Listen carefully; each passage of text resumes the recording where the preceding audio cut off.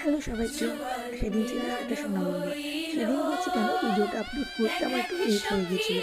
সেদিন ছিল আমার হলুদ ফোঁটা, যার জন্য আমি একটার পর একটা মেকআপ প্রোডাক্টস অর্গানাইজ করে নিজেকে রেডি করে তুলেছি। পরেছিলাম মায়ের একটা লাল ঢাকাই জামদানি শাড়ি, শাড়িটা অপূর্ব। এর আগেও আমি পরেছি, তাই জন্য আবারও পরলাম। তারপরে ছাদে গিয়ে দেখছি মা সমস্ত কিছু নিজের হাতে অর্গানাইজ করে নিয়েছে। একে একে আত্মীয় স্বজন পাড়া প্রতিবেশী সবাই চলে এসেছিলো, আমার বোনেরা বৌদিরা সবাই। যেখানে আমরা সবাই একসাথে হই, সেখানে আমাদের নাচ হবেই।